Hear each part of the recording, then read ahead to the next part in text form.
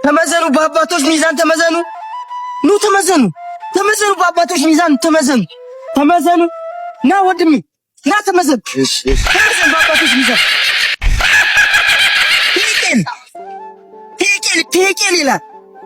ቴቄል ማለት ተመዝነ ቀለ ተገኘክ ማለት እንዴ? የተራቡትን እያበላክ አይደለም፣ የተጠሙትን እያጠጣክ አይደለም።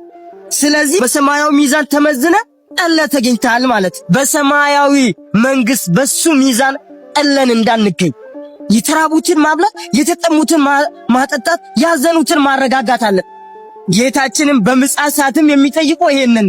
አሁን ለዛሬው አልተሳካም ቴቄል ይላል።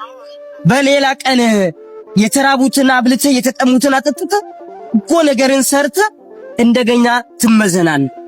ለዛሬው አልተሳካ። እሺ አሁን ብር ልስታ። ብር ለኔ አያስፈልገኝ። እንዴት አያስፈልግ? ይሄ በነፃ ነው። ሰማያዊ ሚዛን ስለሆነ በነፃ ነው።